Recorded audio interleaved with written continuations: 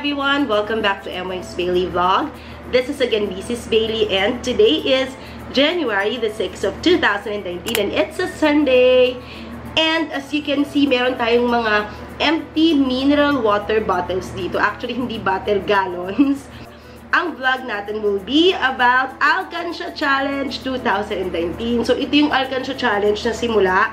Dahil alam nyo naman na yung ating Alkansya noong 2018, yung baul ng kayamanan natin ay binutas na natin ng bonggang-bongga, diba? And masaya ako na na-share ko sa inyo yung moment na yun. Actually, nabanggit ko na to sa vlog before. Simula ata 2 years old si Ate Briley or even 1, nag-start na talaga kaming mag-Alkansya. Pero before, small time pa yung Alkansya namin, yung 5 pesos and 10 pesos lang talaga. And then over the years, hindi pa man nauuso yung peso challenge. Diba marami na ngayon naglalabas ang peso challenge sa Facebook. Nag-start na rin kami ng sarili naming peso challenge. And nitong 2018 lang talaga kami nag-start ng sobrang malaking deal na 1,000 pesos. And yun, ngayong 2019, panibagong lover na naman ng ating Alkansya Challenge. And for this year, naisip namin na ang gagamitin naman namin is empty mineral water bottle or gallon. Kasi ang kagandahan dito, di ba ang daming lumabas sa Facebook na mga pag daw lata yung ginamit, pwedeng mga lawang.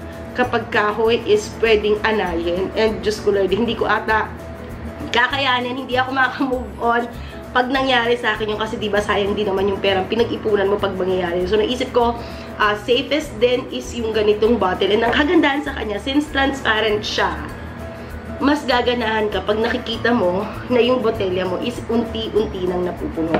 Ayan. And for ating 5 pesos at 10 pesos coins naman, pang malakasan. Ayan. Actually, regalo to sa amin, o diba? Para siyang gasol type na na Alkansya. Ito is regalo sa amin ng tita ni Mr. Bailey.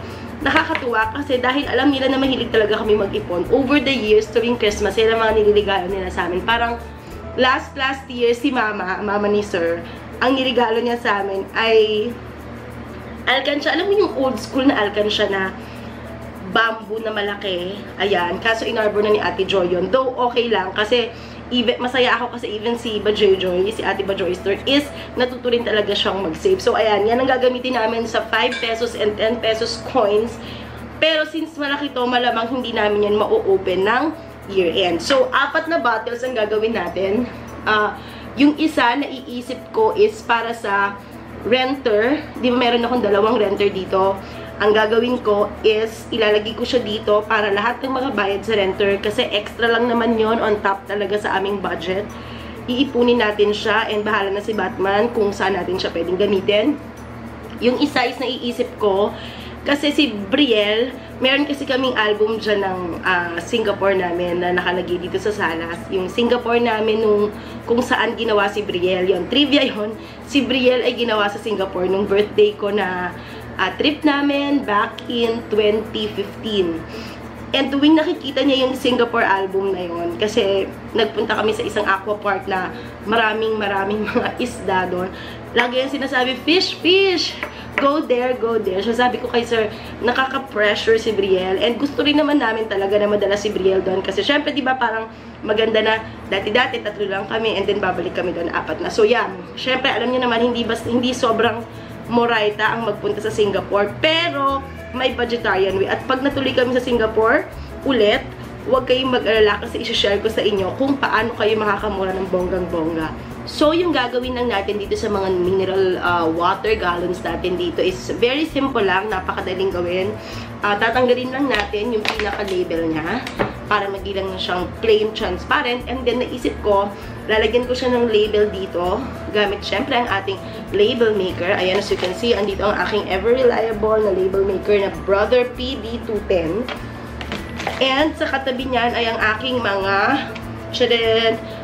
ang dami kong cassette tapes, diba? Kasi sobrang moraita lang to sa Shopee. Alam ko sa mga ibang vlog na link ko na, pero ililink ko ulit sa description box below yung shop na binibilihan ko ng mga cassette tapes. Ito nga lang yung masaklap na part. O, inano ni Brielle kanina. Life with a Toddler. Kakalurki. Wala naman ako nagawa. Gusto ko man sumigaw.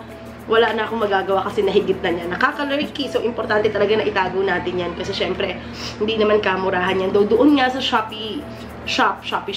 Sa shop na napagbilihan ko, parang tatlo niya is 500. 3 pieces is 500 pesos. Imagine mo. Pero sa National, ang isang cassette tape lang, nag-range siyang 500 to 600 pesos. So, ang laki na nang masisave mo. So, ayun lang. And then, after matanggal yan, after malagyan ng label, isi-sealed lang natin yung pinaka-ibabaw nito. Syempre, di ba? Actually, sa akin naman, sabi ko nga kay sir, ang kalaban mo lang naman sa ganito is disiplina sa sarili. So, it doesn't matter kung isil mo siya or hindi. Kasi nasa sayo na yan kung talagang itutuloy mo ang lavern or hindi. And then, of course, lalagyan lang natin siya ng butas. Asan ang aking cutter? May cutter ako dyan. Bubutasan lang natin siya para shoota nung pinaka-beso. So, tara, let's begets. Simulan na natin ang paggawa ng ating Alcansha for 2019. So, ayan. Hindi na ako kasi ang baba ng level. So, ayan, ang naiisip kong gamitin na color is, I think color green ang masaya. Meron kasi akong color green.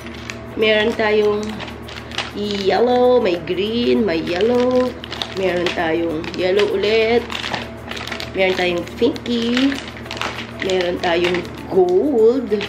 Meron tayong black and white. Siyempre, kailangan lagi yan. And meron tayong black and white ulit. So, yung black and white and yellow, marami akong stock. Pero naiisip ko for this one, ang gagamitin ko na lang ay yung green siguro. Kasi diba sabi nila, ang ibig daw sabihin ng green ay money, money, money. So, yan. Ito yung gagamitin natin. Color green, white text sa green na sticker.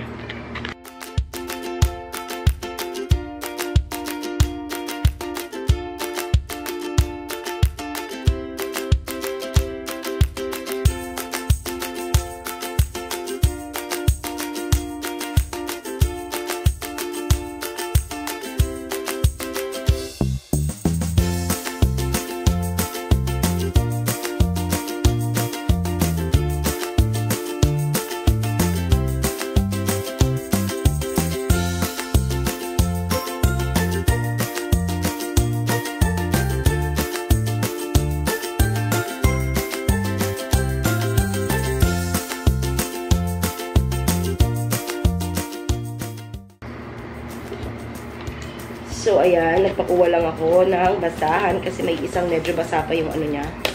Hindi, yung loob niya is tuyo na kasi dinry na talaga namin yung kanina. Ayan, walang basa. Ito lang, may konting basa dun sa outer niya. Siyempre, mahalaga na dry yan dahil baka mamaya maano yung pera sa loob. Mahirap na.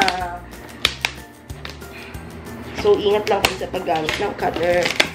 Yung mga ganito naman, yung mga gallon bottles is sobrang dali lang nilang tuklatin. Ayan. At ang mga bagets ay nagsisigawan sa background. And then ito.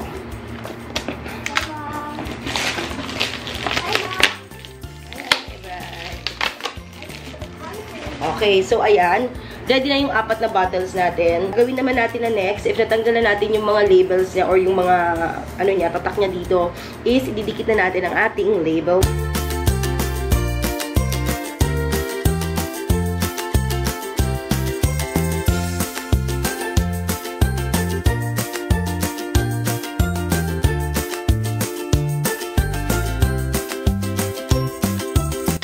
So, ayan, as you can see, tapos na nating dikitan ng ating mga gallons of water ng mga label, kinembot. So, meron tayong renter fee. Renter fee yung pinakamaliit. Kasi feeling ko, ano lang naman to eh. Fix lang to, diba? Siyempre, dalawa yung renter ko times 12 months. So, yun lang yung number of times na maghuhulog tayo dito. So, sa kanya is 4 gallons lang. The rest is pare-parehas, yung mga tigpa 5 gallons. And 1K peso challenge, Mr. and Mrs. Bailey out of the country. Sorry, medyo kasi yung ilaw, kinembo. Tsaka wala akong skills sa mga pag-ano eh. Ayan, and Singapore. So, ayan, ang next naman natin gagawin is syempre, isi-seal natin yung ibabaw using a masking tape. So, ako hindi ko naman ito masyadong isi-seal ng bonggang-bongga kasi kilala ko naman yung sarili ko talaga and namin ni Mr. Bailey.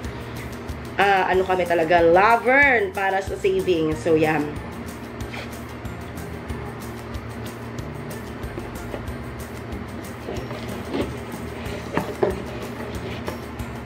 Pero isi-sealed ko to para sure na hindi to kukulimbati ni Mr. Bailey. Charot.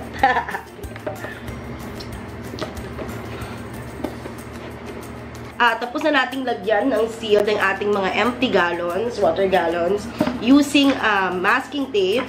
So, ang next naman natin gagawin is uukaan natin siya para sa slot ng mga pera. So, gagamit lang tayo. Meron ako ditong dalawang, anong tawag dito? Dalawang nangangalawang na cutter. So, isang maliit yung ginamit ko kanina and itatry ko kung itong malaki is pwede.